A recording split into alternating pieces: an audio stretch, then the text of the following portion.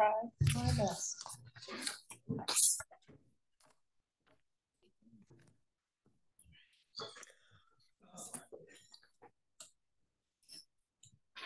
Okay, since Jan is not here, she's still in Italy for like weeks apparently. I'm running the meeting tonight, so bear with me. Prompt me if necessary, please. Welcome to the meeting, and Danielle is going to read this. You read it. I'm going to read this. I'm going to read the script. It's very tiny. Thank you for joining us in this hybrid meeting format. For a quick housekeeping note before we begin this evening's meeting. For the members of the public who are joining the meeting via computer device or phone, please be advised that your microphone, webcam, and phone are automatically muted when you enter the meeting as an attendee. Commissioners, as a panelist, you are able to mute or unmute your video and mic at your discretion, though we ask you to please mute yourself when you are not speaking to avoid any feedback or background noise. If you wish to participate during the public comment portion of the meeting and haven't already done so, please raise your virtual hand now to join the speaker's queue in one of two ways. For those viewing the meeting on a computer, laptop, or other device, click once on the blue hand icon. For those listening to the meeting on a phone, press *9. We will lower hands as speakers are called upon. When the public comment begins, we will announce your name and unmute your microphone. You have 2 minutes to speak, after which your microphone will again be muted. Regarding the chat and Q&A functionality of Zoom, please note that attendees will not be able to use these features. Commissioners, we ask that you do not utilize that chat function for any purpose other than technological assistance, as attendees will not have access to these conversations. Lastly, in accordance with the passage of HB 4212, this meeting will be recorded. Recordings will be posted to the Sustainability Commission website. As always, feel free to contact the Sustainability Commission if there is testimony you are not able to provide or wish to get to us in a different format. And with that, I turn the meeting over to me. Thanks. Smooth transition. I like that you have Jan's name on there. Okay. The first thing we need to do is an action item to review and approve the agenda and the April meeting minutes. Let me share the screen. This is the agenda. So yeah. Hi, Selma. Second. Very good. I'm sorry. All in favor? Okay. Thank you. It was a good prompt. I got it. Okay, next thing on the agenda is committee updates. Do we have any updates from... Wait, committee updates? That's what it says, isn't it? Oh, no. I'm sorry. How did I do that? That's me. See, I'm nervous. I apologize. Sorry. Aaron. Is Aaron? Aaron's actually not here today. He told me he's not going to be able to make it. And okay. It's his turn for the land acknowledgement. So I'll just share it. Okay. There's an art exhibit. I do not know what MNCH is. I thought that as well. I believe it's a art exhibit at the U of O, and it ends its run in June. So the call to action was to go check out the art exhibit. I think if anyone wants more information, it's online in our agenda as a link. Okay, sorry about that. I don't know why I jumped strangely ahead. Okay. Thank you. And do we have someone for next month's land acknowledgement? I believe it's Alexi is next month. Okay. It's not here. All right. Public comment.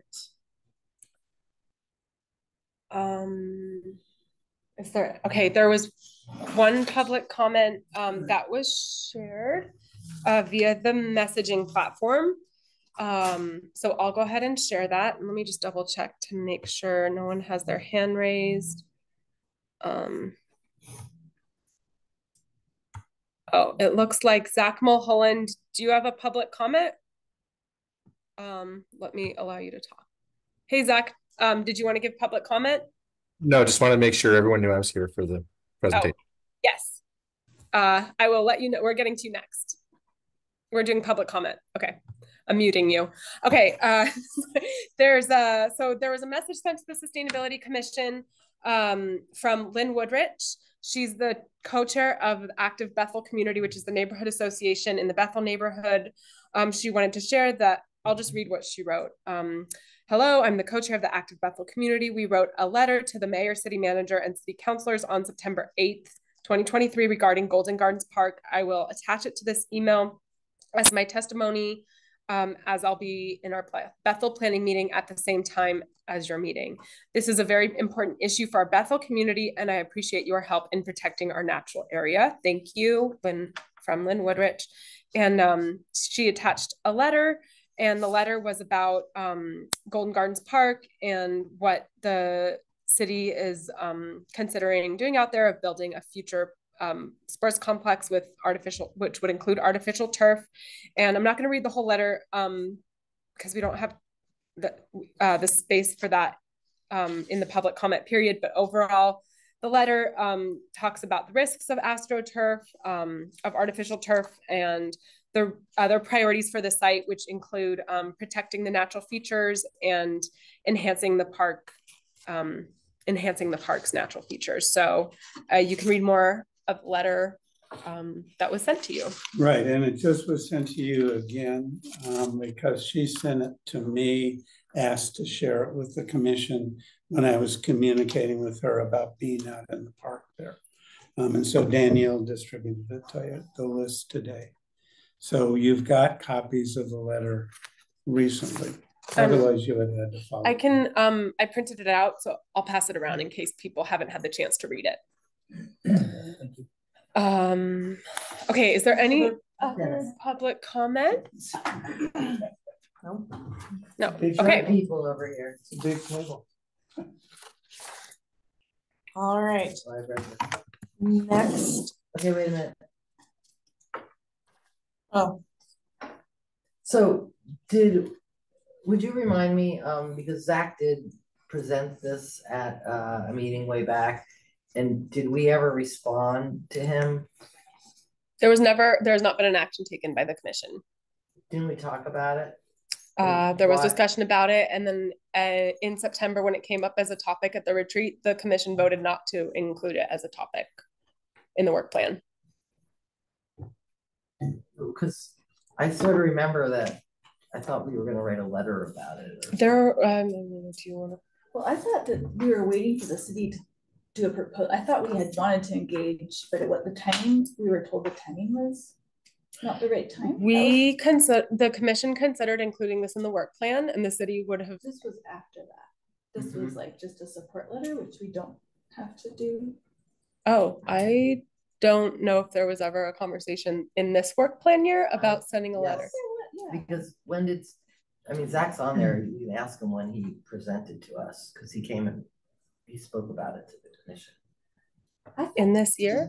I thought that we were waiting for the city to make some proposals, like they had stepped back and weren't gonna, but maybe this is, I might have an incorrect memory, but my understanding was they had stepped back and we were waiting to see what they were gonna do with the project. Yeah, I think it was, the timing of what was moving forward with the project and waiting. Just like maybe there's like some additional assessments that were going to be presented or something like that. So the latest information I have from the city is that they're doing studies right now. No decision has been made yet. And there's more engagement happening in the fall. There's a public meeting happening in October, and the city would be happy, like Parks and Open Space would be happy to come talk to the commission. We also have Lisa, who's going to be giving a short info share after the other Beyond Toxics topic. So I mean, correct me if I'm wrong, if I'm misrepresenting anything, but I think in the time that I've been in this role, Golden Gardens has not been a formal topic that the commission has taken up in the work plan. And so, and then to my knowledge, there has not been a formal decision taken by the commission about sending a letter. So that can all change. It just needs to be a discussion. Just a process suggestion. We may want to include, materials used in, parks and potential impact on waterways, et cetera, as a topic we want to include in the work. I think that would be great. And so that's probably the most effective way for us to address it, is to, address it in that kind of way. And then we could broaden it a little bit and maybe, make some statements and urge some policies that impact issues like this. So I would need to go back through all the minutes to look at this, but I guess I remember it a different way. And Okay. because I think that, and I brought this up several times, is that I want to make sure that we respond to people bringing stuff to us, no matter what the response is, and also people who write us into us. And the way I understand it is that would happen, but it doesn't. Sometimes I've seen stuff that you send to people and respond to us too, but oftentimes there's not a response. And I really want to make sure that we're letting people know that we appreciate their input and then the ability that we have to either make a suggestion, or if we did write a letter, or anyway. It's something that I've been bringing up for years. I've been in communication with Lynn about their, the event at Bethel Park. And she sent me the letter again, and I said I'd make sure that all the commissioners had seen it. Is it okay if I just report back to them, like we said, that we're considering, exploring it further as part of our work plan in the upcoming year? I can do that on behalf of the commission if there's nods around the room. Thank you for your input. Because the other thing about this thing with Golden Gardens is that waiting 6 months for us to review it and think about it, that's kind of like not to me an acceptable time period. And so I'm sorry any role that I had in not pushing that, because it was an issue that I'm concerned about too. And I just think that part of our role is to respond to those things accordingly. I thought that we were writing a letter about, I can't remember exactly what happened. Could I say two things? Or sorry, you guys go. I have two things to say. I'll be quick. So I believe that Danielle's correct in that it was not in this year's work plan, right? But it came up last session. So I think it's important for all of us to remember, like, if there's something like that, a letter, and you feel strongly about it, which it isn't that somebody may not feel strongly, but like maybe just not bringing it up, but bring it up. I mean, to the commission, if that you want to pursue it. Is that when did Zach? Can we ask Zach? Zach, do you remember when you were here? When did you do that presentation to us? I believe it was around May or June last year. Oh, okay. I don't think it was a presentation though. It was a public comment. It was a message that was sent to the comment. Yeah, it wasn't a formal presentation. So a process clarification, for me. Now we're very careful about the language to council, making sure council and others in the city were aware of university action. We didn't write any recommendation. We were very careful about that. What is our authority can we write a letter to the council of something that we haven't explored in the work plan? That just seems that whole thing stays ambiguous for me about commission authority. You absolutely, there's a process outlined in the working agreements. You can write a letter if it's not in the work plan, that's fine. But my understanding was this wasn't a priority for the commission since it wasn't included in the work plan. That doesn't mean you can't write a letter. And Karen, like, you can respond to, like, anyone can respond to the comments that are submitted via public comment. That's not a staff role. That's anyone on the commission can respond. So that kind of gets into another level too. So because I've had a lot of confusion around that. When we get a public comment, I understood that you were gonna do responses and then copy us, because that has happened a couple of times. What would the response be though? I don't know, whatever it is that we decide when we talk. Well, what was decided? I have a couple. Table this. Yeah. This happened a long time ago, and we don't right. We don't Whether or not the commission wants to take action on it now is the question that's before us now. So I don't think we have enough information to take action on it right now, because we still haven't heard from the city. We need to know really what's going on before that. But that doesn't mean that we can't agree for you to reach out and respond, as long as Right, I'll just you're not like, respond to her, thanks, and, you know. exactly, yeah. We're looking at, you know, we're in conversation about further exploration of the topic.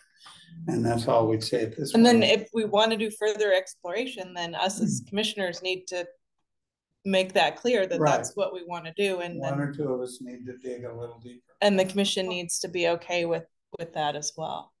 And Karen, the one thing about responding to public comment is you need to be sure you're not like just responding what you think, you know, it would be a thank you. Not like the commission says. It's just like anytime we respond without the approval of like the whole commission, or we're like off message or something. That's all. Like if you were to respond to public comment. Okay. Oh, you? Yeah. Basically, I think, well, some of my memory cells are coming back. I don't think we chose necessarily not to respond per se. Part of what I think was discussed is with the presentation, or what was shared, what was up in the air also was what was the most likely combination of artificial turf to natural grass. And that was still so far out into the future that we didn't feel like we could really go much further until we had, I know that was one of the pieces of information we thought we would need to have to actually weigh in, if you would. So that's kind of my memory of what went down. But again, to your point, it was a year ago, and if we want to bring this up, we can do that, but we're going to need to explore more, I think. Okay. No other public comment? All right. We now have a presentation from Zach Mulholland. Oh no, did we lose Zach? Oh no, there you are. No, okay. He's very large right there. Large type. Zach, you've got the floor if you want to test out and you're able to share your presentation. He's muted. I do not appear to have the ability to share my screen. Okay. Why don't I share it, and that's just what we'll have to do. You can't be a co-host. Is that not working?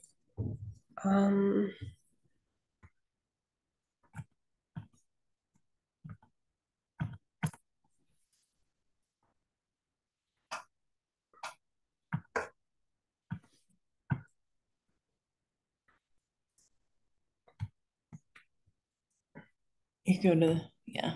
You should be able to know. There you go. Okay. Zach, you should be able to share now because I made you co-host. I can't really use it right there.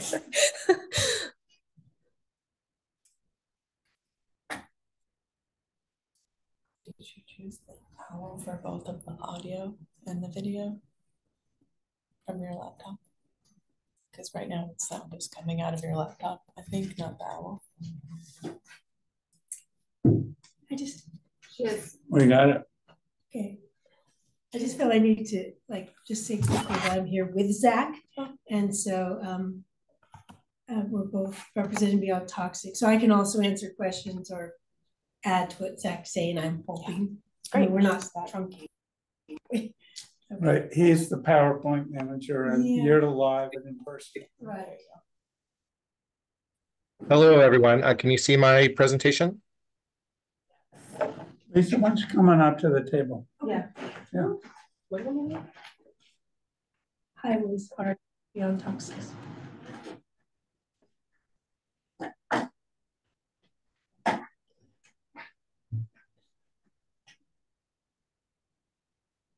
Go ahead, Zach. Great. So yeah, thank you for having me here tonight. My name's Zach Mulholland. I work with Beyond Toxics on the Bethel Clean Energy Project. So just want to give a very short overview of the project, what we worked on, what participants learned, and then talk about some of the barriers that we've identified, and sort of some of the policy recommendations that we've been thinking about to help expand access for low-income households into energy efficient appliances.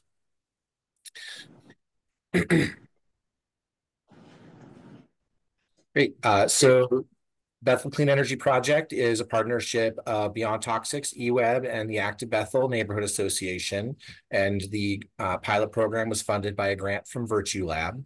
And the participants are Bethel residents that live north of J.H. Baxter that have been impacted by air pollution and dioxin contamination from that facility. And the goals are to help members of that community that live in households in the area that's been tested for dioxins to get some positive benefits, trying to help them access energy efficient appliances by accessing rebates for low-income households to provide them for low or ideally zero costs.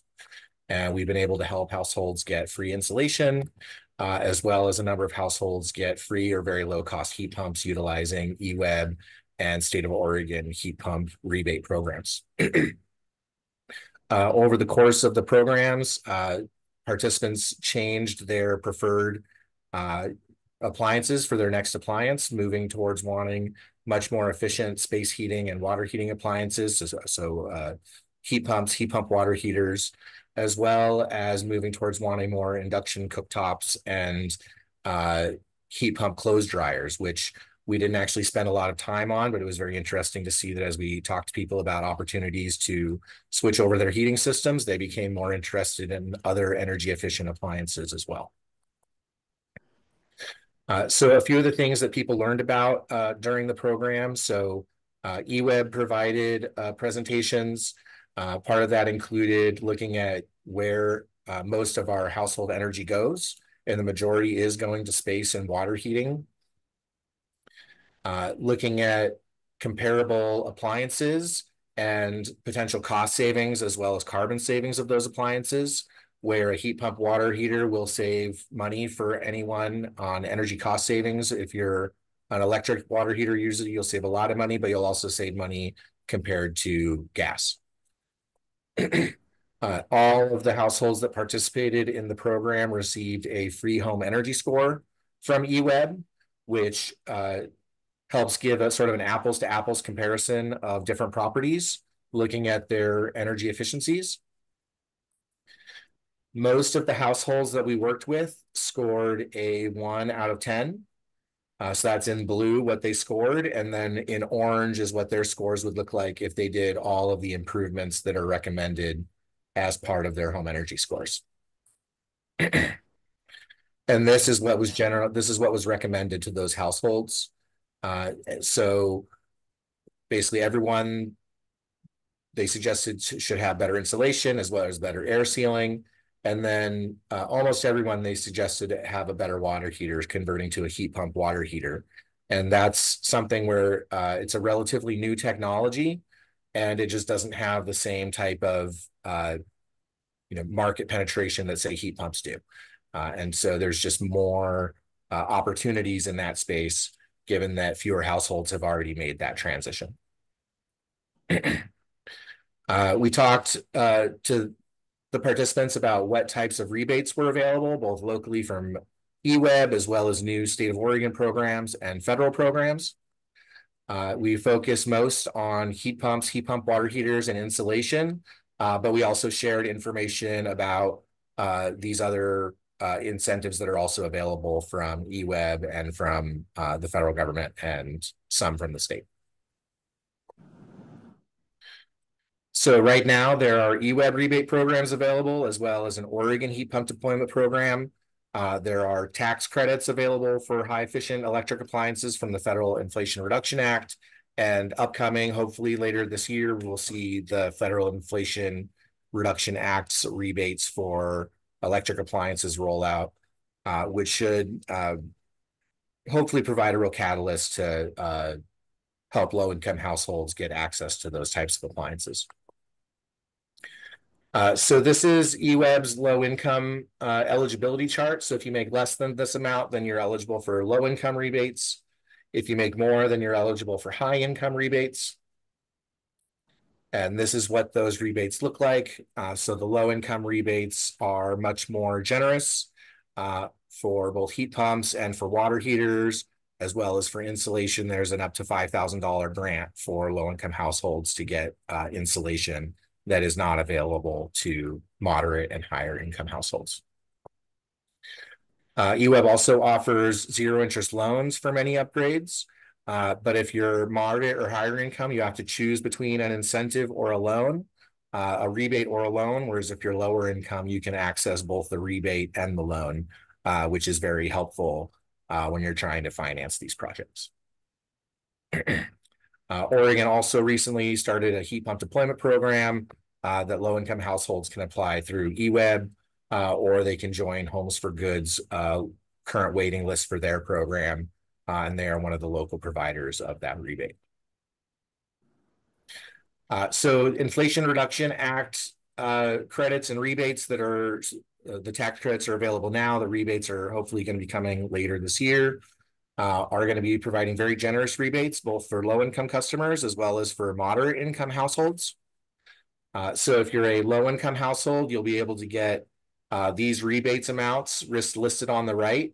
You can get up to 100% off of your project, up to these amounts listed. And if you're a moderate income customer, you can get up to 50% off of your project, up to these amounts listed. So this is the income chart for the Inflation Reduction Act. If you make less than the middle column, then you're low income. If you make in between the two columns, then you're moderate income. And if you make the more than the right column, then you are high income and not eligible for the rebate program. So we went and talked, we talked a lot to our households about what it might look like to combine EWEB and rebates, EWEB and IRA rebates as those incentives become available. So I'm just going to walk through real quickly what that would look like for a heat pump water heater for a low-income household. So we have gotten numerous bids for heat pump water heaters for households that we've been working with, which are right around $2,500, including equipment and installation. There are EWEB rebates of $1,700 available for a low-income household, 0% interest loan from EWEB, as well as the IRA rebate for $2,500. So we're expecting that between the EWEB rebate and the IRA rebate, that while those funds are available, that a low-income household in Eugene could effectively get a heat pump water heater 100% paid for while funds for that program last. If you are a more moderate income customer, you would be able to get the standard EWEB rebate of $800, and then you would be able to get 50% off of the remaining amount, which in this example would be $1,700. So you get half of that off, so $850 off, and you would have to pay $850 out of pocket. And then, so you'd have $850 out of pocket costs, but then you would not have to buy the standard electric water heater that you might otherwise buy. You'll also get the IRA tax credit back of 30% off of that $850 out-of-pocket cost that you'd get back the following year on your taxes. And you'd also have significant energy cost savings over the life of the unit. So a couple of key takeaways is that customers are not aware that many of these programs exist. Many customers didn't know that the EWEB rebates exist, but almost none of them knew about the IRA rebates or the new state of Oregon rebates. Participants really appreciated having a neutral third party to help walk them through bids, and households really moved towards wanting more of high efficiency electric appliances over the course of this electrification program as they learned about the available incentives and the climate and health concerns of gas. And EWEB is a very trusted source of community information. And so when people got their home energy score from EWEB, provided a really good base of information for them to help plan their future steps. We also identified a number of barriers as part of this process. So there's a lack of incentives for gas customers and for renters. The 0% interest loans have a relatively short 4 to 5 year payback period rather than a longer 10 to 15 year period. Moderate income customers cannot access both rebates and loans, and that it's fairly difficult to navigate the different incentive programs. So for low-income rebates, for example, the low-income rebates are only eligible for low-income homeowners, and most low-income households are actually renters. So this results in fairly few households that are actually eligible for EWEB's low-income rebates. And we think that there's some opportunities to expand those programs for particular household types. So we think that out of all the households in Eugene, only a little over 5,000 are actually eligible for that low-income rebate, because the customers have natural gas, they're ineligible for that low-income rebate, or because they're renters, they're not able to access those dollars. And so there are particular customers like low-income homeowners that use gas, or low-income renters that use gas or electric, that might be high priorities for additional dollars to help those households to convert.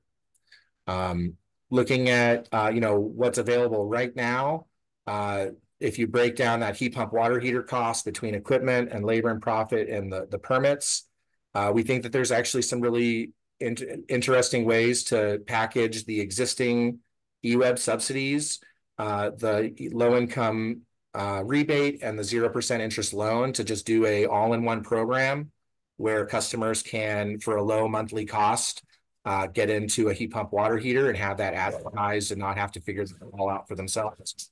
Excuse me. So with that example of a heat pump water heater, a customer would pay about $17 a month using the bids that we received. And they would also receive $246 tax credit back for a final cost of a little under $600, which would be less than a standard electric water heater. But we need to figure out how to make this the de facto option for low-income households, so they don't have to try and figure this all out for themselves. And then we looked at what it might cost to try and expand some of these rebates to other household types. And of course, and so, for example, if we wanted to provide low-income rebates to natural gas users, it would cost about $140,000 per year. This is not showing everything.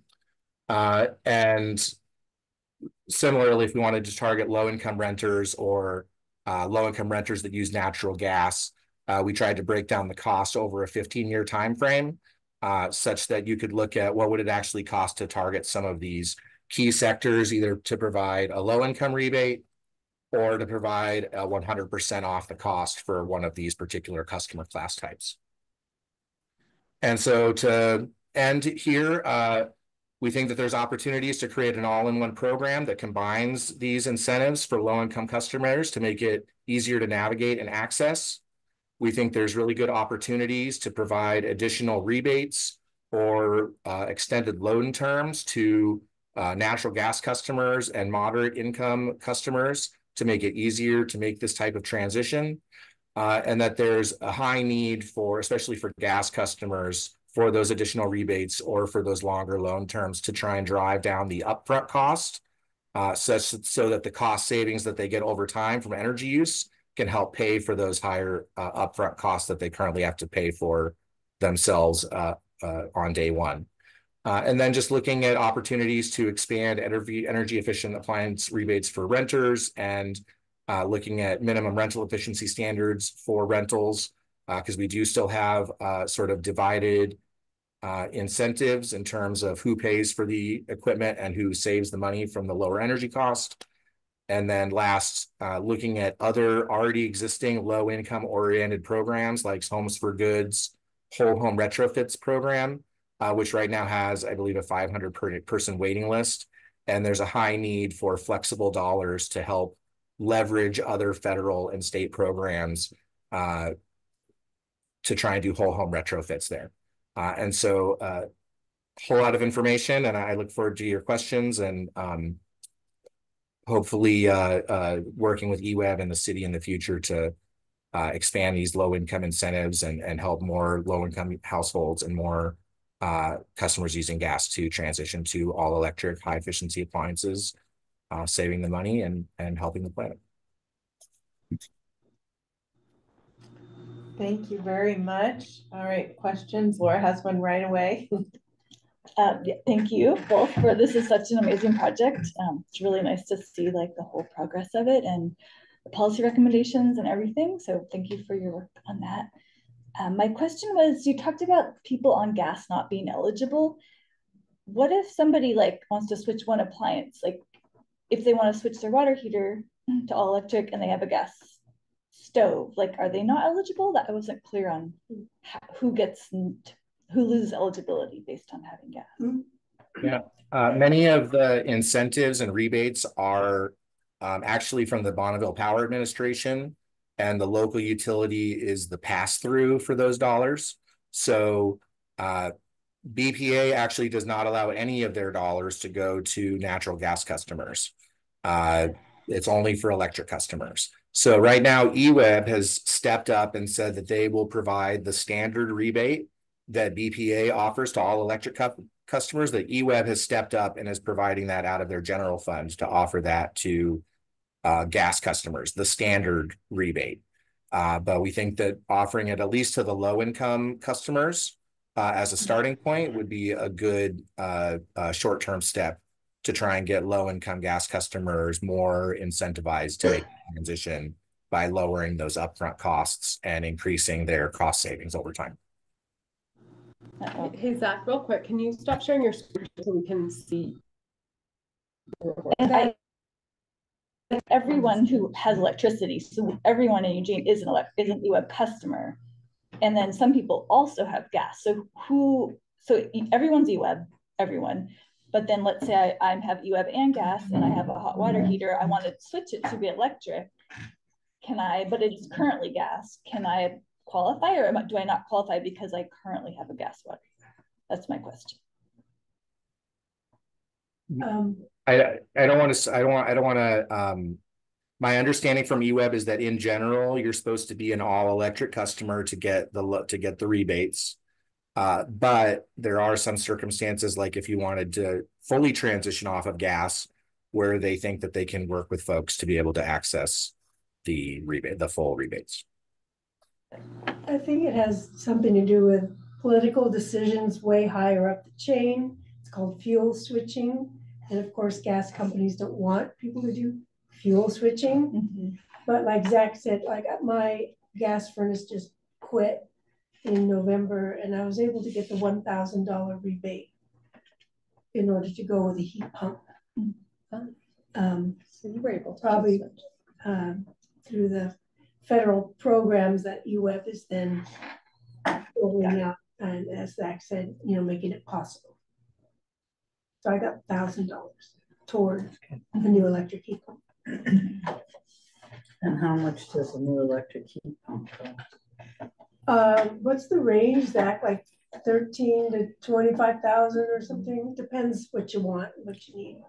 Yeah, it really depends on how many heads that you have. And so the units that we've been working with households, the most expensive one was around $12,000, and they got about $11,500 off from rebates. There was another household we worked with where the company ended up actually providing the system at cost because he was income eligible. And so the $4,500 rebate from EWEB ended up covering his whole system. So we think there's also some opportunities for some public-private partnerships for these very low-income households, where there might be some contractors willing to do lower cost installations and pair that with these income qualified rebates, and maybe some opportunities for waiving permit fees or some other things that the city might be able to do. And go ahead, Chris. Oh, Chris. Is that the question on the income requirements? Just because sometimes people want to know how they can qualify. Is that gross income? Is it adjusted gross income? What drives that? It's on the different charts about what it would. My understanding is that is gross income, but I might not be. It could be different than that, but my understanding is that it's gross income. Yeah, mine's more a comment, because the key piece that I saw looking at this is one more example of what happens when people have knowledge about what they're already eligible for. And it's hard to figure out. I mean, when I built a house 5 years ago, there weren't as many rebates, but I got to make decisions for induction and, and some of those other things. But I'm doing solar now, and I'm glad the vendor was the one who was knowledgeable about what I was eligible for. And I just sent the paperwork off to eWeb, to help pay for my solar system. And the state of Oregon is, but it's complex and it's complicated.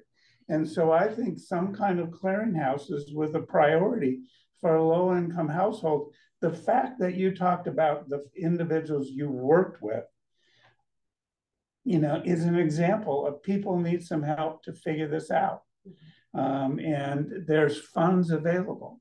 So I just think we need to keep looking at every opportunity to do what you've done, which is to provide information in this pilot. Then I'm hoping there's some opportunities that percolate at state level or wherever that might be to, build on what you demonstrated was effective to reduce costs to low-income families and to reduce greenhouse gases. So thank you. And, I look forward to opportunities to support, recommendations that may come forward. So.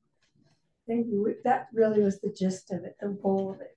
Yeah, that's I mean, if people know what they're eligible for, they make good decisions that are of benefit to them as consumers and of benefit to all of us as citizens. So,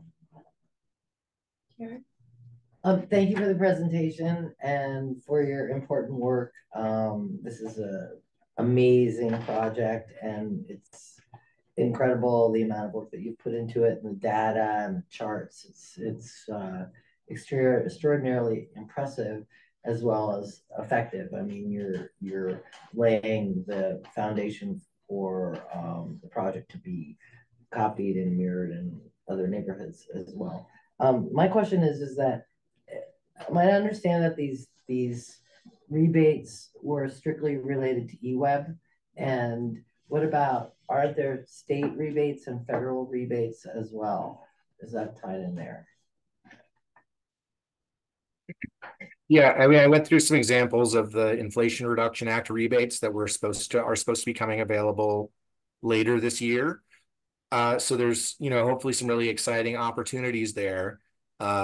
I think a problem that I have is looking too far out in the future and realizing that there's actually not as much money in those programs as we might hope.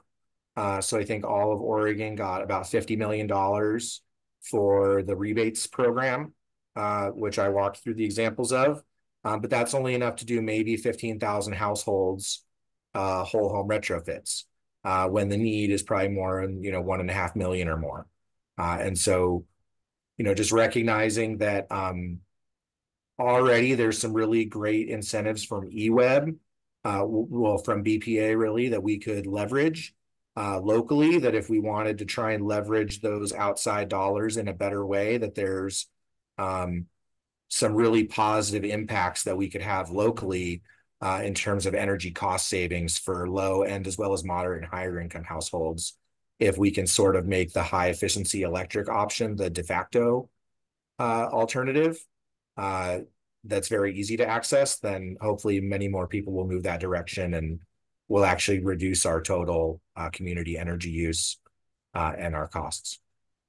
So is there any opportunity, like especially since this was a focus group of people, to get bulk discounts for, like, you bought like 500 water heaters, is the manufacturers giving any form of deals for bulk purchasing? So eWeb already has a pretty good deal worked out with General Pacific Inc. for heat pump water heater purchases, but that is the direction that we're talking about with some others, with the city and with some other nonprofits, as well as we're looking forward to another conversation with eWeb of how do you package these programs together, make them easier to access, get maybe like a standardized contract such that eWeb could advertise to its low-income customers this is the monthly price to do this. You don't have to jump through a bunch of hoops, getting bids from multiple contractors and things like that. And then long term, yeah, how do you build a bigger pilot and then expand it where you can do 10 or 50 or more households at a time? That would allow you to do the bulk purchasing, would allow you to do, hopefully to get, if you're doing bidding for 50 projects at a time, get a lower bidding cost, things like that. Are you gonna, my last question is, are you gonna expand, take this to another place after this, once this wraps up? I believe we have plans to do a third cohort in the fall, hopefully coinciding with the IRA rollout of the IRA rebates, because we want all of our customers, all of the households we're working with in the J.H. Baxter area, including the moderate income customers that right now don't have as many incentives available. We want to make sure that we're able to help all the households that participate. And so we're thinking we'll time it with the rollout of that for maximum effect. And we've also been talking with another nonprofit about doing an installation program out in Bethel area, probably focused on water heaters specifically. Thank you. I just have a quick, and then we'll be done. So it seemed pretty apparent to me, or I hope that that the split incentive is super important for this because of so many low income people actually being renters, and then there's not really a lot of motivation to purchase these things for a house that you don't own and still spend money out of pocket if maybe you're median or or some of the low income as well. And so I'm just curious, like, did you come across any sort of incentives or for landlords that maybe rent to low income? I mean, the landlords themselves may or may not be median income. They may be low income themselves, depending on their situation. I don't want to make any assumptions, but like, how can that low income renter benefit? It seems like there's not a whole lot not your fault, but there just doesn't seem to be a lot available to the low income renter.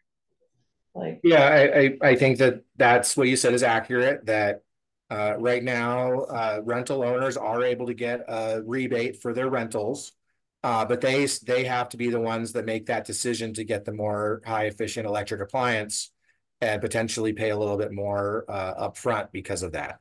And the landlord have to agree to that as well. I mean, what was that? The landlord would also have to agree. Right. Yeah. So that's the issue, is that, doing this, it might cost an extra, few $100s up front or in the first year for the landlord, but it'll save their house, the renter $250 a year. It would make sense if the renter was the one buying it, but because they're not, that decision doesn't get made. One of the things they're doing up in Portland, or they're looking at, is doing benchmarking for apartment buildings and doing disclosure where they do energy benchmarking. They disclose that to the residents, and that's sort of the first step in building towards eventual regulation and institution of minimum standards. EWEB does a home energy score free for renters, and over half the households that got those free home energy scores got a score of a 1 out of 10. So there's definitely a need, and whether that can be done through incentives alone, or at some point there needs to be an actual, minimum standard for efficiency. I think that's an important conversation to have. And I just want to add that if a landlord has a good relationship with the renter, vice versa, they can use the renter's income. And I do know landlords that have done that. So in one case, it was a student who had a part-time job. So that person's income was used to get the low income rebate for a heat pump. For through EWEB or through a federal program? Oh, I don't know. I didn't see the paperwork, but I probably through the state. Through the federal program, people will be able to qualify based on the income of the renter. And if half of the units are low income in a building, then all of the units qualify. So that's actually a really exciting opportunity that should be looked at with some of our local rental housing suppliers, is how can they take advantage of those IRA rebates for their low income renters. That's great. Thank you. Yeah, and we have some stuff that's going to come up when we look at the decarbonization report Exactly. that Yeah. you folks have had a chance to look at. All right. Well, thank you, Zach, for the presentation. And we have 5 minutes. Let me set you up. Thank you, Zach. Thanks, Zach. Thanks, Thank Zach. you. Have a good night. I appreciate your time. Thanks very much. Let me pull up Lisa's presentation. So while Daniel's pulling it up, we're also eager to talk to you about artificial turf and golden gardens, and for 4 main reasons.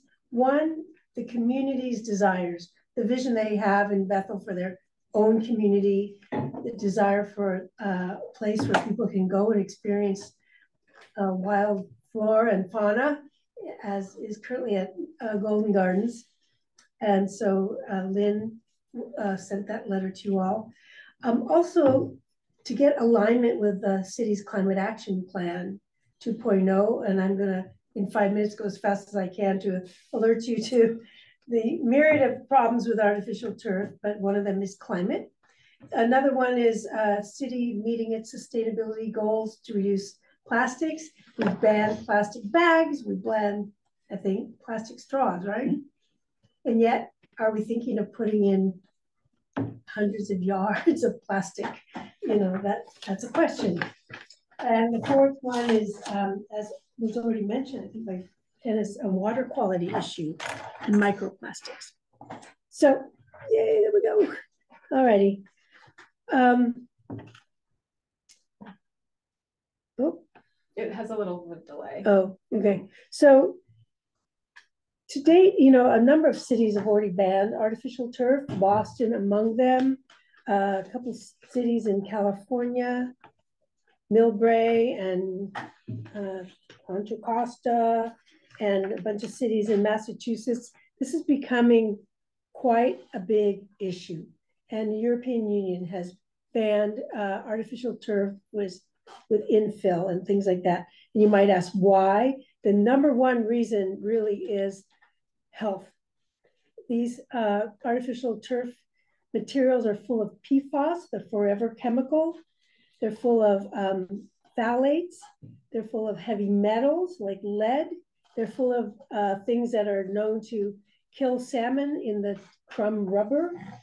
And these chemicals don't go away. What they do is leach. They degrade in the sun, and then they leach into the surrounding environment. They kill the soil and soil microbes underneath, and then they go into our waterways every time it rains. So they're connected with a lot of cancers and endocrine disrupting diseases. And there's a lot of data on this, but there's other reasons too. Heat and disposal and the environment. So what is in plastic turf? This is a close-up picture of the blades from far away. It looks so nice, green grass. The close-up is just a bunch of plastic pieces. And then you have the crumb rubber infill. Now the industry is saying they have different materials, but to this point, they have said they cannot say whether or not those other materials could contain PFAS, the forever chemical. So this PFAS is getting into our soils, water, and into our own bodies. Plastic. Just counting the fossil fuels that go into making this plastic, fossil fuel extraction, just plastic manufacturing alone emits 184 to 213 million metric tons of greenhouse gases every year. And making this kind of stuff is a big part of that. So it's the making of the plastic, but then what happens to this plastic once it breaks down and gets into our environment. So again, I could talk a long time about microplastics in our oceans and our fish, and now they're finding it even in umbilical cord blood, microplastics. What about heat islands? So this is this was taken by the NASA Landsat satellite. So on the left, you see the satellite image from the NASA showing surface temperatures in a city, the red meaning hot, very hot temperatures, and the cool blue meaning cool temperatures. The large synthetic turf field on the right-hand side, you can see the green field there, is similar to the red on the left side, which is a asphalt surface, black tar asphalt surface. So essentially, athletes, our youth, our community members who are playing sports on these surfaces could be exposed to temperatures as high as, they're saying 200 degrees, definitely 70 degrees hotter than air temperature. And heat stroke is the #1 cause of death in young athletes these days. Moving on quickly. So what does it mean for our local community? So the city at this time has formed a proposal for Golden Gardens. I don't know how many folks have been out to Golden Gardens. It's worth a walk out there. It's great. So this is a picture there of Golden Gardens taken, I don't know who took it, actually. And in Golden Gardens, the city is envisioning a large sports complex. This is from a city document. It's true that they're not making an immediate decision, but a decision will be made. And they have hired consultants that work for turf companies, as well as other kinds of consultants that are evaluating the wildlife potential of this area of our city. But the proposals for large baseball fields, soccer fields, and artificial turf very close to the actual ponds, Golden Gardens ponds. The city has sunk a lot of money into those ponds since there were a number of drownings of children who thought they could swim in this, but the banks were very steep. And once those drownings occurred, the city invested money into getting more sloping sides and encouraging the return of wildlife. So there are lots and lots of birds. There are pond turtles on site. The northwestern pond turtle is now being considered for addition to the endangered species list as a critical and sensitive animal. And that's really special that we have them right in our city limits, and it's being proposed for the ESA listing. And there's little pond turtles there. I'll close up.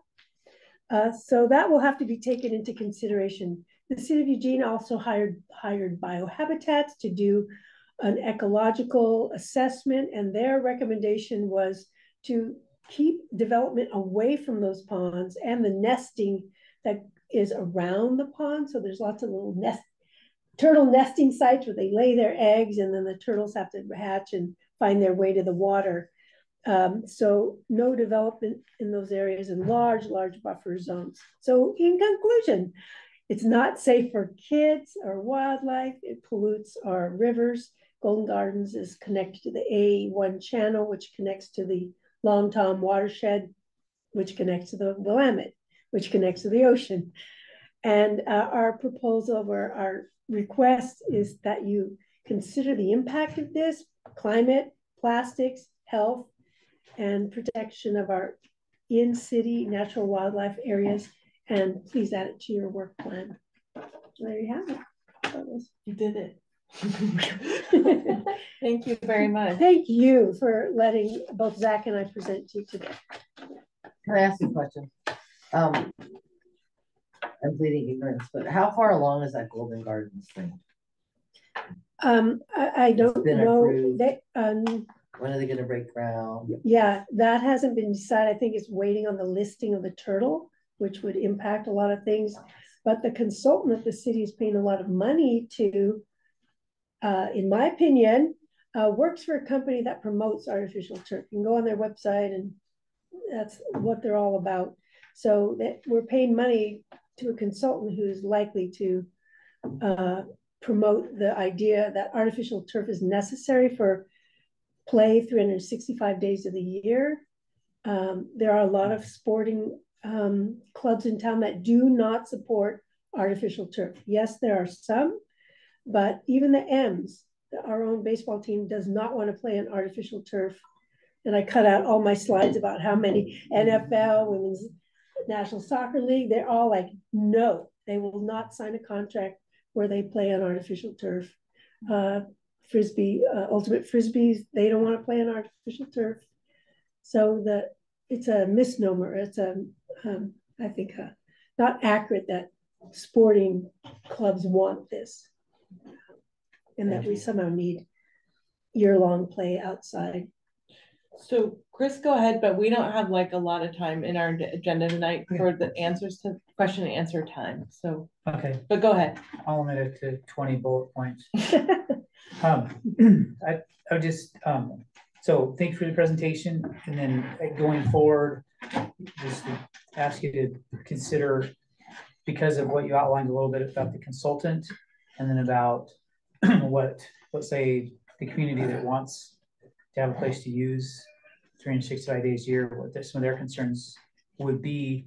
May want to consider having, I'm trying to do some analysis that would give some numbers to what you're talking about there. So safety would be easy to find because there's enough studies on that. Also, you want to consider being able to show them, you know, what might be the days lost, if you will, because you can't play on grass year round because you have to have time it has to grow back. You have times a year where because of the rain, you just can't use it. But if you give them that back, say we acknowledge that this would be the cost, but here are the benefits, you might be able to get some people to listen more. If it sounds like you're just saying no, because Eugene has a immense shortage of fields for their youth. And so you might be able to win some people to listen if you give them that. So we do recognize this. Here's what the cost would be, and then continue to do what you're doing. I love that idea. Thank you very much. And a longer, I could have talked for an hour, but we have a lot of cost comparisons, just the maintenance cost itself. Yep. And a lot of that is in, again, another waste issue is these fields have to be landfilled every 8 to 12 years. At a minimum, yep. Yep, and then they have to start that process all over again, buy the turf. And if they mess up, it's quicker. Like some of the high schools are rotating every almost 5 to 6 years now. Yeah. So just think of Short Mountain landfill and our desire to keep that going for a little while before it's filled. So all this turf going there is a problem as well. So that's related to climate, but very much a waste management problem and the cost. Thank you. Thank you. Thank you so much. Thank you, Lisa. Yeah, absolutely.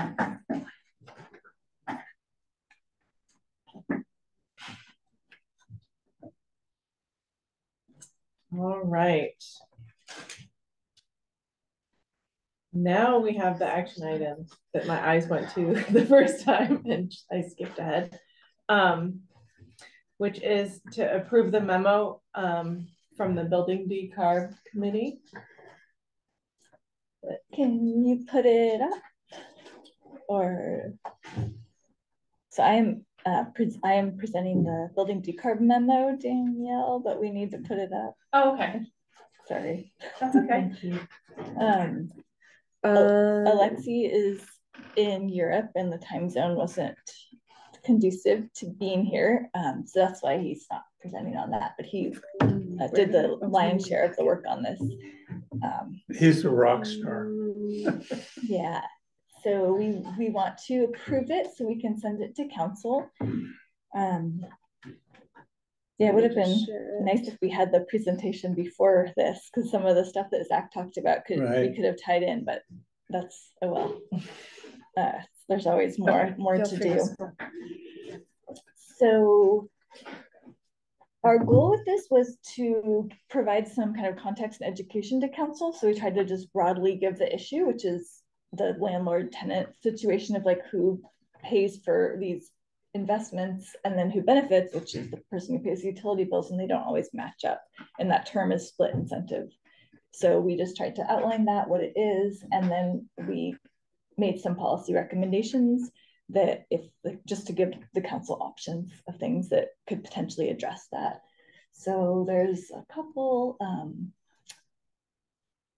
yeah, and one, like number one is one thing that Zach talked about of having some program navigator that could do this all in house, so people don't have to deal with navigating like EWEB incentives and federal incentives and all of that. So some suggestions, and we had a couple of examples from other communities of success stories. So we put that in there. And then number two, Zach mentioned that too, like what Portland is going to be doing, having a disclosure about the state of the rental. So that could help elevate like good rentals that already have these efficiency upgrades. Right, you realize that rental might not be such a good deal if you're going to have really high energy bills. Yeah. Yeah, because that's one of the challenges is people don't know, like they just see the cost of rent and they don't know exactly what their utility bills are going to be, but those are all going into the monthly fees. And so trying to make that more visible and transparent so people can have the options to choose. And we gave some examples, like Minneapolis has a program. And then our third suggestion was about building performance standards. That's just some kind of things coming statewide. Yep. And who's gonna be targeted, starting with the large commercial buildings. So that's not gonna really impact most of Eugene's rental stock, but that is, you know, part of this whole piece. And then the last thing, oh, we mentioned the PACE financing programs, but those are slightly problematic. So we kind of put that down to the end. That is an option. And then,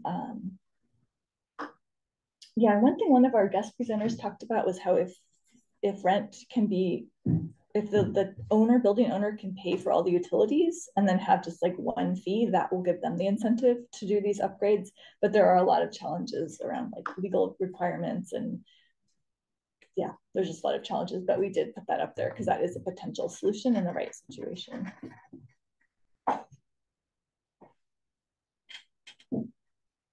Yeah, these are things that are already happening. We talked about expanding existing programs.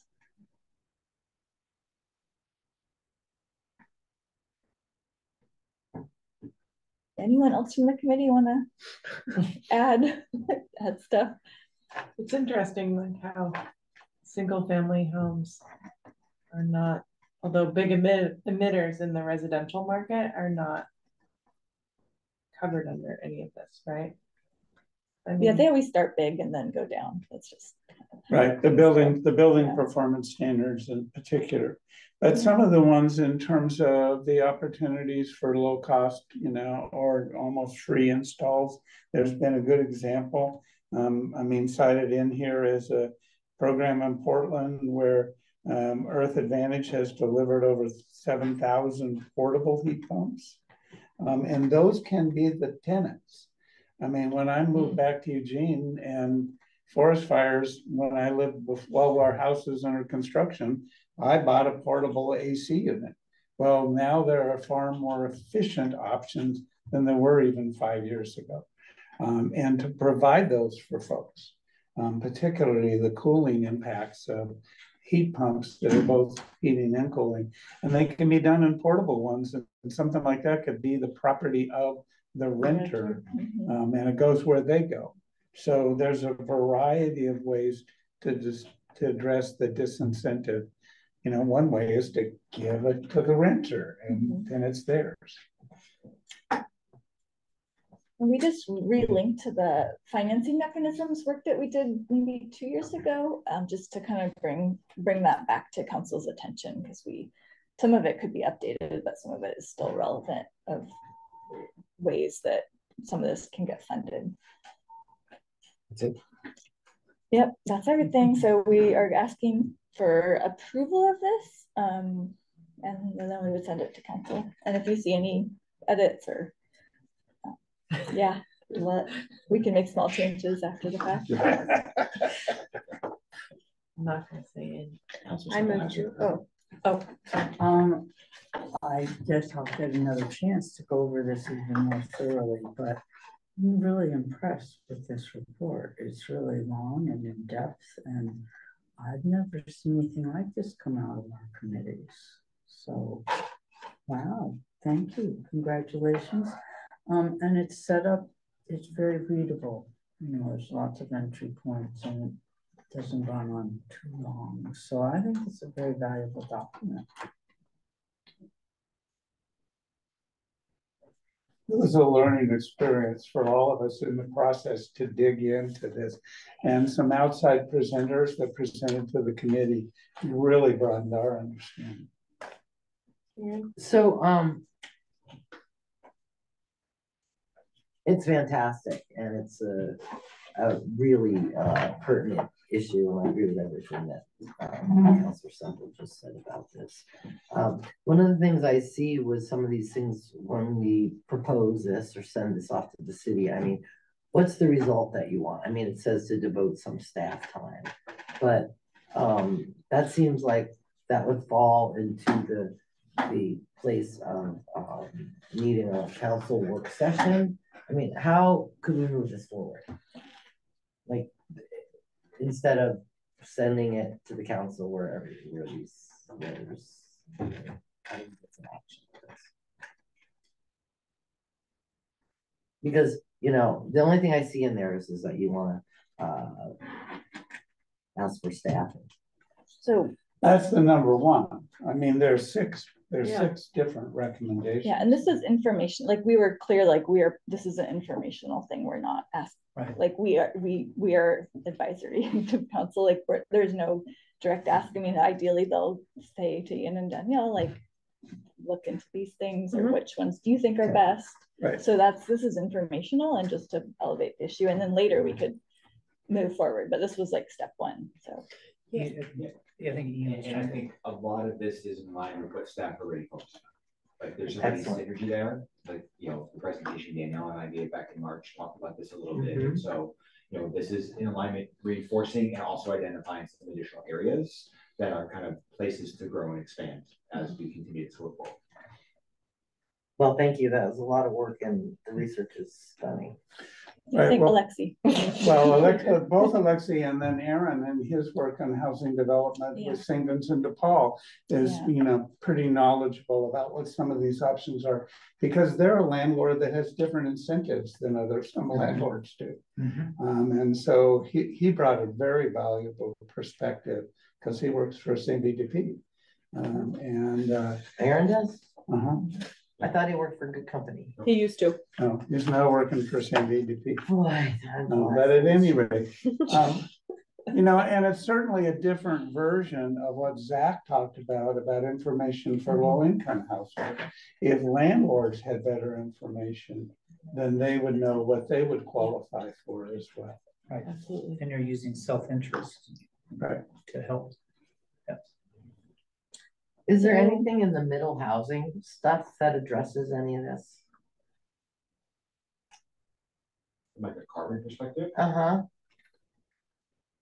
I mean, by default, when you are doing middle housing within areas that are already developed and you're expanding density there, yes, there are ways, because you're not relying on cars, like there are things there, but not explicitly in the rules, no. Right. Does anyone want to make a motion to approve, or I don't know how much time we have on this? Well, does the committee recommendation constitute a motion? That's a process question. It does, right? Anything that goes to council. Yeah. No, I mean, if this committee is recommending to the commission this report, does that constitute the equivalent of a motion? Well, I'll just motion to approve. If there's no more questions. All in favor? Just push it right up there. Thank you, Laura. I think you do need to say it. Yeah, no, okay. I know just in some settings, a committee. I mean, it would make sense, but. Process question. So this will be included in our final report recommendations, is that right? Or is it something that's going separately to council? I guess that's to be, I mean, this can kind of bleed into the next topic. I mean, would the commission prefer that, like, are there other reports coming out of other committees, and would you prefer they get packaged together, or do you want to send this one? Would you prefer haven't be to send this one off now? Like, I think we can decide both ways. I mean, this one's ready to go. If we package everything together, there's a chance that then it's all packaged together. Whereas if this goes alone, it may get more attention immediately. Well, we can just quickly move to the next topic because it's related, like you said. So like it's just committee updates. So what I was going to ask is the report. We are going to do a report. We have not done it. It is not, okay. Were we waiting to hear back some data from the event that we did? Did you guys table at an event and do the? No, it was just a presentation. Oh, okay. There was supposed to be a tabling event, but it got canceled. Oh, Right, and I've got some okay. updates and some more coming. While we're on this one though, the value of weighting it and linking it to a report would be then we're in the room. And it isn't just a letter that goes, and there's an opportunity for the commission on an annual basis to go before the council. I mean, the chairs, submit our report. You want to wait to submit the report till So I'm November? suggesting there may be an opportunity to discuss it more fully if we wait. Of course, we could submit it now and then bring it back up again later. That's going to be my suggestion. This isn't that long that it's daunting to read, and it's very attractive and engaging. So I think, and it's got color, I think if it came into our mailboxes, people might actually read it or at least scan it. Yep. That probably wouldn't lead to an immediate conversation. But if then you come back with the report and this is included in it, part of our brain will go, oh yeah, we saw that and we've been mulling it, even if I didn't know it. Let's talk about it. So I think doing it twice is okay. Thank you for being in the room with us. Well, sometimes I have these insights of what might work.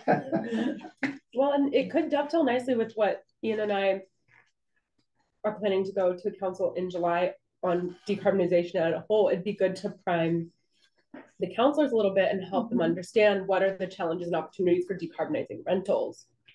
I think that would be really good because we are aware that we have so many renters. Yeah. And so what are the kinds of questions to ask? And I think this would be very helpful. Right. Yeah, sounds like there's consensus to send it now. Yeah, you have to get through the whole city manager and stuff, but yeah. Okay, so one thing we've done in the past with the letter like this is that someone went to the council meeting and just did the 3 minutes and like introduced the topic and said, oh, you got this letter and this is the main points and thank you for your attention. I think that's a great idea. That's what we've done. It also puts it out in front of the public. Yeah. Both what the commission is doing, but educational information. And, people do actually come and also online watch this stuff. So it makes small differences. Does someone want to volunteer to do that? And then I can try to coordinate or like let that person know when this will be included in council's packet to time it. I could do it if Alexi doesn't want to, but I think it would be nice to give him the opportunity if he wants to do it. Yeah. And if someone else does, but I can be a backup if he can. that seems really good because I was thinking that too, but also easy to volunteer someone when they're not here. No, I'm kidding, but still, that would be amazing. I think he'd be really well spoken. Not on the topic. So I'll just coordinate with you and Alexi and get you guys know. Do we need to do anything else to approve it if we're sending it out on its own? Or I think just have a motion. That's what I was I would, curious. for process reasons, I would just guess. Okay. So I'm going to make a motion to approve public comment in like representing the commission. Second. All in favor? Everyone's chewing. Cool. All right. So, okay. So that's awesome. And we'll consider that the decarb committee update as well. So you have a plan for the report, or? I mean, I didn't honestly do anything more with the report. I just didn't have time this last month, but I was under the impression that we're going to include more data that would be gathered at that event. So I guess I didn't know that it was canceled. So I think I will have more time this coming month and probably be able to do a report for the. Do you still want to do like a shared Google Doc so you don't have to do the whole thing? Or yeah, that'd be good. Sure, yeah. Me too. Well, and about that, I mean, when we met, we had the leadership meeting with Mayor and Councilor Semple and Matt, the assistant city manager, last week, and they were really interested in knowing what sort of the results of the survey were, that like what were the biggest barriers that were expressed by the community. So I think highlight like that should be a focus of the report. Okay. And very excited about the survey. Yeah. I mean, it was very excited about the whole food waste topic at that meeting. Exciting. Definitely. Okay. I'm putting it in my calendar too. Is there a date that you need the report by? There is a date. It's the week before June 12th. So June 5th, I need it by. Okay, I'm gonna put it in my calendar to write it next week. I just had a bunch of. Yeah, it might be good to have one more like committee meeting, maybe to just review, or I don't know. I'm afraid that I'm gone for a full week, and okay. I was gonna draft it. Me and Devin can go back and via that sounds good. Email. Yeah. Yeah, that's fine with me. I know you have a lot on your plate. Oh wait. That's okay. All right. Were you? Yeah. We haven't really had that conversation about generating a report or not. Right. Well, just a general update on, you know, Devin was the lead, and I was there. Danielle was zooming in, did a sort of pilot run of the presentation that you folks support, endorsed last meeting with the neighborhood leaders group, you know, the reception wasn't what we dreamed it would be. It was a little bit lukewarm. Unfortunately, they kind of said, well, we know all this stuff, and then their questions kind of demonstrated they really didn't. But subsequently, I've done an invitation to the entire list of neighborhood association leaders. And already we got heard back from Bethel, from Laurel Hill, from Jefferson West Side. They would love to have us table in the summer. Jefferson West Side is definitely interested and will be on their September agenda to share the presentation. And I'll be doing some more follow-up with others. And I'll bet we have some connections that could get us into tabling with Southeast neighbors. It's done. So we're up to 4, summer tabling events already. And then, following up with trying to get some more on the table. And I had an email exchange with the co-chair in my neighborhood because I live in Laurel Hill, and they're meeting tonight. And I'm going to pitch them some more. I'm just saying, I would love as a neighbor and a commissioner to share this information. So that's where we're at. Any dates of the yeah, events? August. Well, the dates I've got, and I just want to get a list of folks who are willing to consider tabling. June 9th is Bethel, and June 25th is Jefferson West Side. August 4th is Laurel Hill. And September 7th is Southeast Neighbors. September 7th. What did you say Laurel Hill was? August 4th. 4. And I know, Karen, you're a, willing tabler. I know I expect... Except I'm busy. Right, but we'll figure out schedules. But are you open if it fits your schedule? I am. Not I am gone. I'm not talking. The 25th. What was the other one? I mean, I'm gone for most of this. August, September. The other two are in we get into August, September. Maybe August. Sure. I'll bet Alexi will be again. Well, I'm trying to decide if I'm staying on the commission or not. But I could still volunteer, couldn't I? Friend of the commission. Sure. I could still volunteer to table, couldn't I? Yeah, maybe. Let me read the code. I'm not sure. Emeritus status. Yeah. Right through June until the next term starts. We'll put her on the other side of the table. Yeah, you could... Bring your own You chair. could be my volunteer. Next to it. We're on kids' activities. Well, I'm thinking about it, so. So are there other people who would be willing to table? I just want to get a list now of willing tablers, because it's going to be Devin and Jan. I expect Alexi will, but I'll confirm with him. I can Okay. table as long as if you send out the dates. Okay. I'm definitely willing to if I'm here. All right, that's all I'm doing now is just getting a list of willing folks, so. I should be, I mean, I have multiple roles, but since as of last night, I am no longer in charge of Southeast Neighbors, which is so liberating. I will be at the picnic with minimal role, but I'll be able to table on the 7th of September. Yeah, June 9th is already problematic. Didn't you say you're available on the 9th? But I can only do setup. You're not available. 9th is problematic because I'm co-officiating the memorial that day. So not to throw another date in, but maybe more date options is better because it gives more options. But the mayor had also expressed interest in the commission tabling at Juneteenth. So that's June 9th.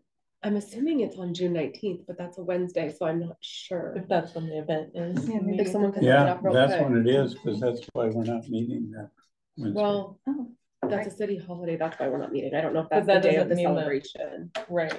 It may be on the weekend or something, potentially. If it is actually June 19th, I could do it. I could go 12 table, depending on the time. Mitra could help if it's on the 19th. And if it's like in the afternoon. I would love to, I just have. Well, we'll have to find out the date. So we're also, and we need to run it by Aaron and Alexi and even Lily. You know, there's more commissioners. Lily was the one who came up with the possibility of a wheel spinner game. You know, we've got a meeting coming up of the group to, you know, our primary target is put together tabling materials and make a tabling plan. So that's what my notion today was, just get a list of people available.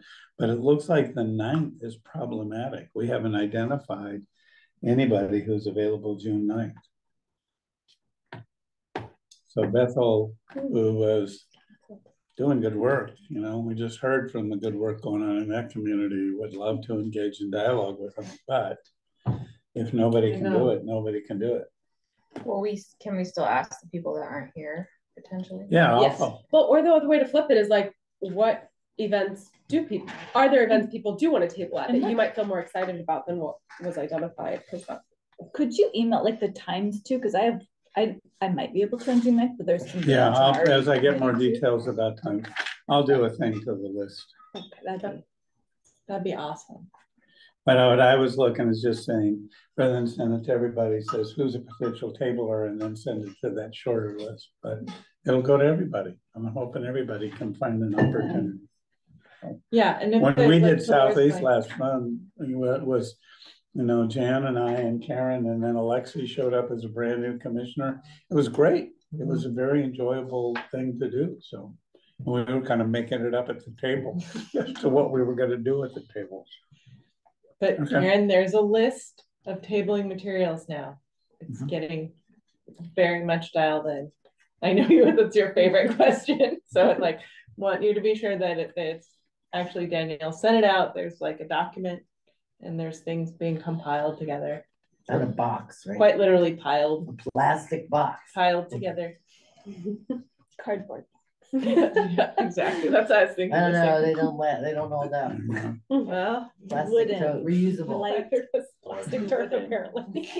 Rubber, we'll call it rubber. All right. That's great. Did you have anything else to add, Dennis? Okay. Not at this time. All right. Thank you. Yes, Karen. So we had talked about this too, that putting it on the website or something. Yeah. What? Doing a recording. Put in a voiceover version. Yeah. I think the sense we kind of came to is if they've got to their website, they've already got to us. And I don't know what the value would be of telling them about us if they've already got to us. Well, but the put all this effort into that, and there's a lot of valuable information in that slide deck, and you don't even need anybody reading it to you. You could just like put the slide deck on the website. But We were talking about it in the committee Yeah. about what to do kind of with this presentation that we made based on some of the feedback also that we got, and then some tweaking that I think Dennis and I discussed after I gave it that kind of needs to happen to make it a little more clear. Like particularly a preface that says we're here and this is what we want to talk about, rather than launching right into it. You know, a preface of the intent of the presentation. But you know, until we identify other locations. What other people feel about the talking head version or just the slide deck linkable to our webpage? Slide deck's easy to do. Yeah, I mean, that's just easy. We got to kind of move on because we're already 20 minutes behind schedule. So we'll refer to the committee. You can email questions to the committee. I just think it is a good idea to have it because it's not just about knowing who the Sustainability Commission is, but more like what the city's doing. And what you can do, steps. Yeah, it's definitely something we're gonna talk about more. We just haven't had the chance to meet yet. All right. Okay.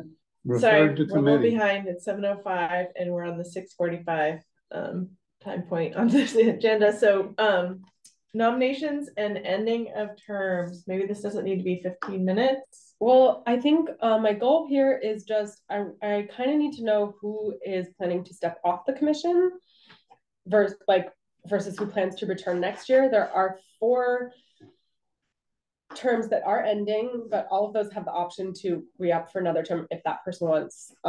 Karen was one of them, right? Yeah. Aaron, Tony's, Lily Yao, and me. And you're right. So it sounds like Devin and Lily want to stay. Aaron plans to leave. And Karen, I still haven't heard from you. Right, I'm sitting on a fence, so I'll let me know by next month. I think would be good. No, and then, are there any other people who plan to, or, like, does everyone else plan to return or not? I do, and Lily expressed her desire to stay as well. Lily wants to stay, yeah. But the other people who aren't term ending, like, you can leave at any time. But I just want to make sure and let me know now or next month if you. I plan to stay. Okay. You just got restarted. Okay. Stay. You staying? Okay. So Alexi stole a question for me, and Jan, I guess I haven't heard definitive yes or no. So that's all I need right now. And then nominations. So next month we'll be electing new chair and vice chair. Today, I think it would be good just for the commission to have a discussion of who potentially is interested in those roles and wants to be nominated, and nothing's being finalized now, but next month we'll do the formal process. And so if we have that conversation now, then people have a month to like decide if that's really what they want to step into. So what are people thinking? Well, does the vice chair automatically go to chair? No. Not automatically. Do you want to go to chair? Look at that face. We might hope so. Yeah. I would be willing to do that if that is the desire of the commission. I would be willing to do vice chair, but I'm very busy. But I approve both of those. We're on the road to being settled because official action would be next month. Yeah. Well, okay. Anyone? Anybody else here, desiring to be the chair or vice chair? I'm going to be vice. Vice chair. See. Interested in vice. Okay. Cool. Wow, 2 people interested. That's a record, maybe? Well, I'm not like it's not like I don't have to be. I'm just willing to be. Yeah. Is that like a twist my arm and I'll do it, but I don't really want it? Or no, I mean you aren't. I don't know. My problem is my schedule is just so busy that I feel bad sometimes because I have to like check out for a while at times, and that's why advice is appealing because I think there's not as much of a demand, but if I can lead a committee, I feel like I could probably be vice chair. There's like the quarterly meetings with the council liaison and the mayor and a representative of staff. So it's an additional 4 meetings. Okay. And they're during the work day. Okay. And they're not hybrid. Okay. I mean, just something to think about, because they're in the mayor and staff schedule.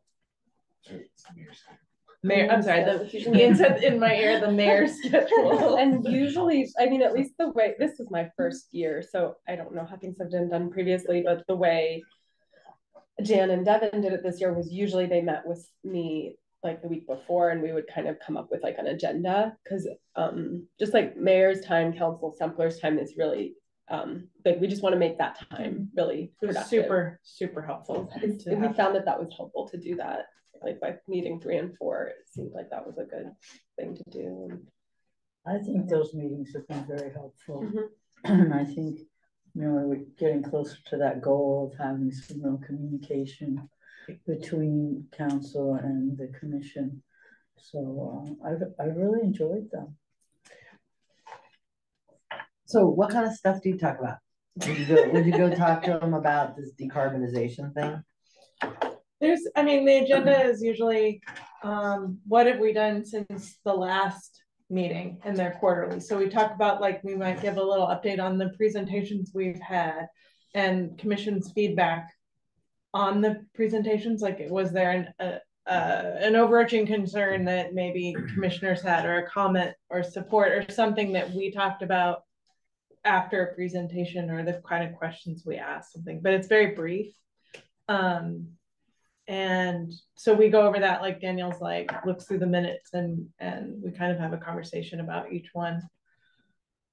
Those kind of things. That's a big part of what we talk about. And then emerging issues, like we talked about the UVO letter, for example, in the meeting, to try to sort of drum up support for the position that we were having as the commission with to strategize what the position would be. Right. I think that's one of those too, is like develop a strategy, like what is the strategy for the commission to be most effective here. Right. What stance should we take? How should we pursue that stance? How can we best present this information to council? You know, I think there's a lot of that part. And then there's a question and answer, or at least question period, like from the mayor and from Councilor Semple and from staff, and then might bring up something that wasn't considered or something like that. Feedback, ideas. I find them very, very interesting and very valuable. I like them. Well, Karen, to answer your question, yeah, like, so the draft letter did come up last week. Like, yeah, that, you know, as a report out on the various committees, Devin talked about the letter that we discussed. So yeah. So how long have these meetings been going on? Is this the first year we've done this? There was one meeting. Was there last year? Did they do it? Yeah, we did it last year.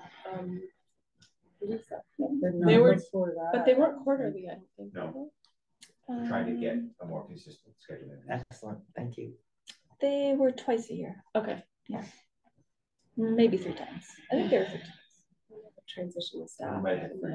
Yeah, I think we had 3 when I was chair. Yeah.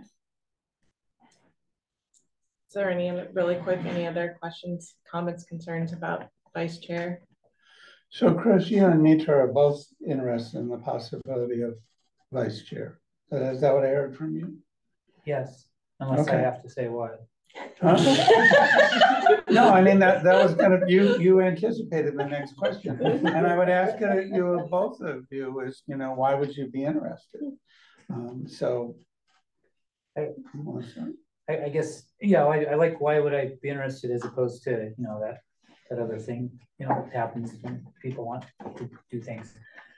From a service point of view, and because I respect mutuality too, it just be an opportunity to, I think, serve at a greater capacity. I also would really enjoy being in some of those meetings, so you can kind of have those conversations. I think there's phenomenal opportunities with what you were talking about, that maybe we can continue to increase our, I'm going to call it, I want to say viability, but increase our ability to make the difference that we want to make, instead of just being, I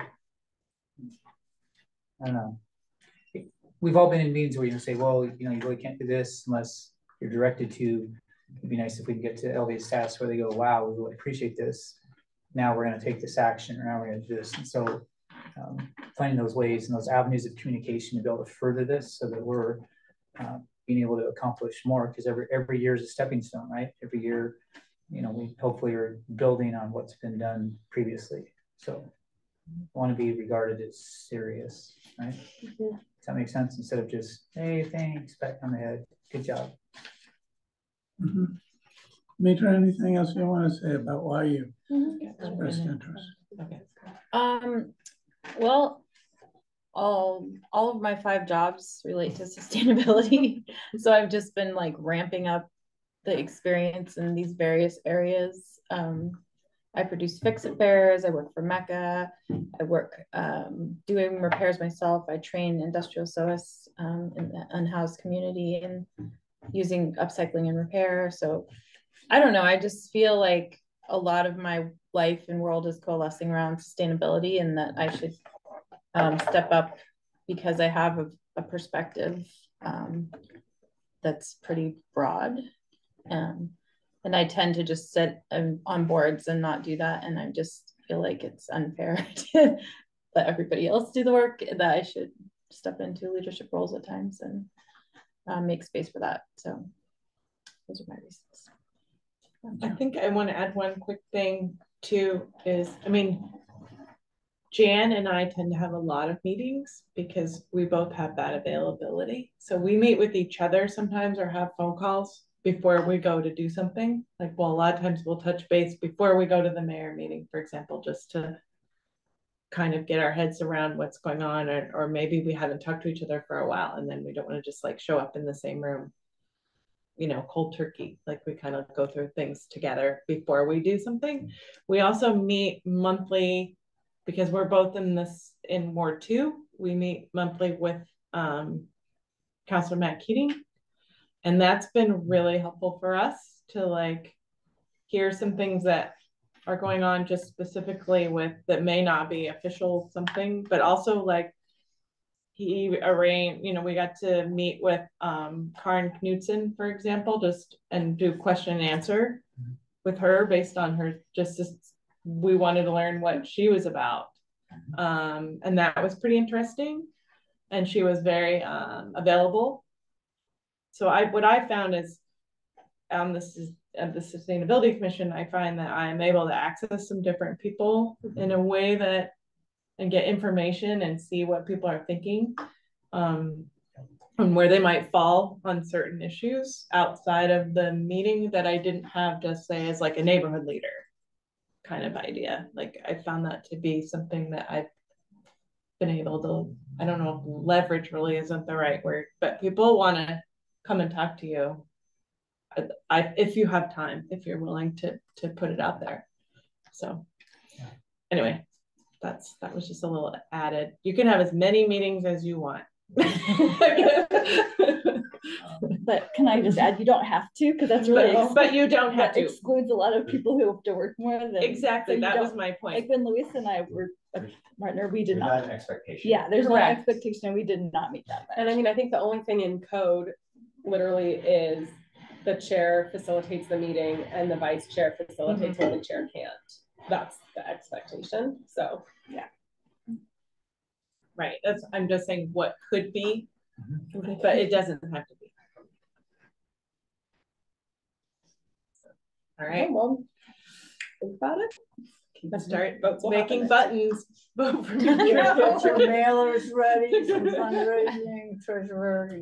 I think looking at the bylaws, I think as a matter of process, I would just nominate people, like both Mitra and Chris could be nominated for people to consider until next month. So I think as a matter of process, I would just go through that. Nominate now or nominate next week? Next month you'd be voting on it. Oh, so nominations occur now. Yes. Oh, okay. Is that how we've done it in the past? But can't people like think about it for a month? I think we nominate and vote the same meeting. No, we went through this last year. You changed your code, you changed your bylaws to say no, we're gonna nominate and vote. Yeah. So that people can think about it. Oh, okay. Okay. Well, so 1, 2, 3, 4, 5, 6, 7. Is there Steel trap. even? That's 7, right? Start calling you steel trap. I can call It's a worse. steel trap. Okay, so yeah, nominations, I guess, have to happen I now. nominate you for chair. Second that. Thank you so much. But we get to wait and vote. Yeah, we don't vote. Yeah. No, we're not Then voting. second the nomination. Do you have to second the nomination? Okay, forget it. I don't know. Take that back. Yeah, take that. Can I back in your nominate two plastic box. people? Yeah. Oh, yeah, right. my big So stuff. process would be, I move, nomination for vice chair of Chris Dimitra. Yes. And then they have time to ponder, we have time to ponder, and we'll talk about it next year. Perfect. So I move nomination. Oh, it's not a vote thing though. Right. No. We're just nominating. Okay, Yeah, No. no, there's no voting, it's just to nominate for consideration, that's why. got it. Right. But you gotta nominate today, you can't add a nomination next month, so. Which is good to not nominate in the moment. That's true. Let's nominate That's what we Jan. just Oh. Well, no, I mean, And then And have to then vote vote. immediately. oh, okay. Yeah, No, that's no, why no, we no. changed it. There's always going to be the moment of nomination, Okay. like not voting immediately after that. Okay, well, this sounds good. All right, thank you guys. We have that by consensus, basically, is what I'm getting a sense of. Right, yes. Okay, so we're 5 minutes over. Do we need to extend? Oh, yeah. Okay, So did we nominate all three of you? yeah. Mhm. I move to extend the meeting to how much? What else? 7:35, 7:30? 7:30, 10 minutes for council update, Right. staff update. I think it's a grand idea, then we might get to finish early if we extend it out far enough. Oh, okay. What do you want? I don't know, you decide. Okay, 7:35, we could, it's already 7:21. Okay. So do we need a second? for that? Council updates. Well, Oh, first okay. we have to vote to extend. We have to vote. Oh, That's what I'm I am saying. so Second. not Okay. Thank you, all in favor? This is not my strong suit. It's okay, Robert's Rules of Orders. okay, updates from council. Well, I won't keep you too long. Today we had a joint meeting with the Planning Commission talking about urban growth strategies. This is a really big thing. It's gonna take several years before things are adopted. The idea is to identify tools, actions, policy, and land needed for the next 20 years to support living wage jobs and housing everyone can afford. So it includes housing, jobs, parks, infrastructure, schools, and how can we do it efficiently? So it's going to require a lot of studies, some of which we've done, but need to be updated, like the buildable lands inventory, how steep is the land. And then it will be looking also at our housing implementation plan and the comprehensive plan and Envision Eugene. So everything's going to be included. Lots of community outreach for people who are willing to be reached, and surveys and house parties and all that stuff. But it's required by the state that we have the plan for the population growth for the next 20 years. It's not that we don't do it again for 20 years, but we have to look and see what we're expecting our needs will be. And as we already know, we're terribly behind in housing. So that's gonna take a big bunch of it. If you're interested in this, and I think it has a lot to do with sustainability because it's land use, the presentation today, well, I was sort of sleepy during it, but the agenda, if you go to the web pages, because I'm just honest like that. So you go to the webcast and you go to today's meeting, and over on the right, there's agenda. You click on that and get all the digital paperwork that we get. And there's a very good report on it. Sort of like your report. It's set up really well. It's engaging. So I recommend that if you're interested, you take a look at it. There is the first 4 pages kind of summarizes it, but a lot of good entry points. So that was a 90-minute meeting. We only had one topic. That's unusual for us. We are moving, finished packing up my cubicle. Today was our last day. Monday was our last meeting over at LCC. So in June, we will be meeting over at the former EWEB building. People come excited about that. Yes, we have bought it. It's ours. It's We are moving from the faux city hall to the real city hall. Is this all going with it? No, Atrium's. That's to be determined still where this commission will meet in the future. I'm just talking about like. No, we're all staying. these departments. We're staying. Everyone in the atrium is staying. I think mostly. Yeah, we'll stay. So who's gonna be over at the 4th floor of the library, the city manager's office, the technology support people are on the 4th floor over there. So central services, IT, the city manager's office, council. Who else? I should know. Office of Equity and Community Engagement. Oh yeah, they're moving. And then slowly they're going to move more departments in. This is sort of the first wave. Eventually, we're going to build another building next to it, so everyone can be over there. That's a possible plan. But they're working on a new meeting space, so that should be pretty cool. Overlook the river. A lot of technology things. But we're taking our furniture, we're taking our cubicles, we are reducing because that's the thing to do, and we don't have any money to do anything else. So coming up, we don't have a lot of meetings. There's holidays. Downtown housing is really important to save downtown, and also because we need to do that dense housing that just come down with no parking, dense housing. So we'll be working on that. And the 22nd, we also have a budget committee meeting. Only one this year because we're on the biennial plan. So we got like 4 more evenings off, getting in trouble. And about it. Tree preservation and solar standards, we'll like that one. That's on June 12th. Interesting. That's the update. Thank you very much. All right, we've got 9 minutes. That's okay. I'll be quick. There's the main one is next month. The meeting is moved to June 12th. So that's a week before we normally meet. So that's a change. So mark your calendars, and we're meeting in this room. And then the other announcement is there's 2 surveys that are open right now that I think the commission would be interested in taking. One is the LTD system review survey, and the other one is our survey, the building general public survey on building decarbonization. So I'll send the links out for both of those to you. And then finally, I wanted to generate questions for next month. The UO students are coming to present about their home energy score program.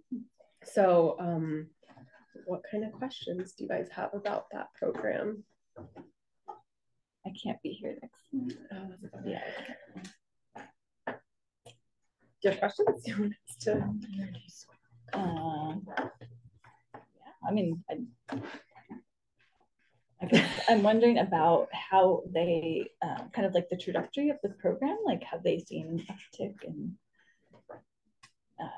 participation? Just kind of what that looks like, and if they hear any follow up of like what people do after getting a score. Yeah, that would be really important to know. I have one. I'm interested to know if they would, if there's any plan to, I know they do like low income, correct? Is that all they do? Renters and low income. Renters and low income. If there's a way to hire them, is there a plan to do that? To sort of not have it be this independent company, but maybe within the same program. Is there a way where like I could have them do it instead of hiring a company? I think you did that, right? Yeah, just to have that so they could get a picture of all of Eugene, or and see where we're all falling out. I'm kind of confused because I guess I knew that the UVO had a home energy program ages ago, so I'm surprised to hear that it's still going there. But in Zach's presentation, he talked about the energy audits. Was that from the UVO program, or was that? I don't think so. It's the same process. But it was eWeb. UF did the ones for the Bethel. So what's the difference Well, you can get this one for free with the U of O one? through U of O if you're a low-income homeowner or a renter. Or you can go through a private company and pay $150. Well, what about EWEB? Well, the one at EWEB, you have to pay for it? Because I was looking into this after you were talking about your mom. That they had with UWeb for that specific So the program. program, in short, the program is a partnership between the city, U of O, and UWeb. And so UWeb provides a lot of technical support to the students. It's an opportunity for the students to be introduced to kind of working and setting up a program and doing these audits. So they do a lot of the work of actually doing the audits with some technical support from people from UWeb. And then the city provides some financial support and other support as part of the program. But so you can get some from UWeb. For Bethel, they did for some of this stuff, but I think UWeb is somewhat staff constrained, so there are limits to how many of these they do. And so this is one of the avenues we do more of them through this kind of program that you've always been interested in. And okay, so I guess, yeah, I have to look it up, but how do you apply for something like that? How do you okay, that's what they'll probably talk about that. Yeah, I think this is both just generate questions. I'm not going to try to answer them. Talk to them about it. Not right now. No. Okay, I think this is good. Okay, wait, add one more question. Yes. How do they help and aid in helping to implement some of the recommendations? That's what you were expecting. Okay. See, we don't need that presentation. Anyway. No, the students are really excited about this, and I think it's a good opportunity for them to be in front of this body, to talk to other people, and I think there's a lot more to talk about with this program. They do a lot of really interesting things. So you have to be low income to qualify for one of their audits? Or a renter. Through this program. Oh, a renter or whatever. And if you are not low income or renter, you can go to a company and pay for it. Okay. So that begged my question was, is there room to expand this program, and could there be like some sort of fee if they needed a fee? I mean, I'd rather have them do it and help out the students, you know, or like be part of that program. Is there any other energy audit services available like this program, like this in Eugene? But that's for pay. Yes. Or okay. Okay. And there are folks you can hire from Salem and other places as well. Okay. All right. There you go, Chris, all the information. There we go. Okay, the other topic that is being brought next month is building decarbonization. We'll be bringing it, but we're going to be asking you guys questions, treating you as like a focus group rather than you asking us questions. So I don't need your questions right now. That's it. That's it for my updates. How many questions are you asking? Just 3, I think. I knew the question. He said 27, and she said 3. Somewhere between 3 and 27. Excellent. 3 plus the survey, 20, 27, 20. Yeah, so please got it right. Okay. All right. We adjourn. I so moved. Excellent. Thank you so much, everybody, for all your hard work. And right back out to everybody.